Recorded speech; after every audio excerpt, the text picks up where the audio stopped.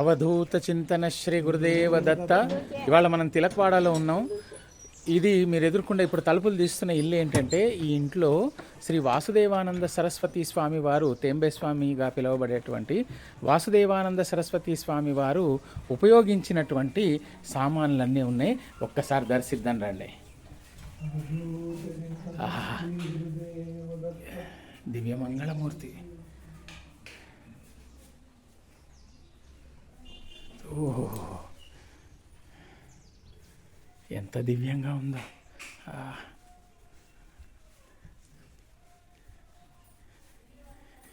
శ్రీపాద శ్రీవల్లభ నరహరి దత్తాత్రేయ దిగంబర వాసుదేవానంద సరస్వతి సద్గురు రాయ కృపాకర.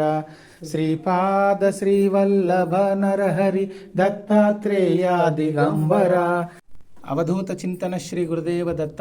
ఎదుర్కొండ మీకు కనిపిస్తున్నవన్నీ కూడా శ్రీ వాసుదేవానంద సరస్వతి స్వామి వారు తిలక్వాడలో ఉండి చాతుర్మాస్యం చేసినప్పుడు వాడిన వస్తువులు.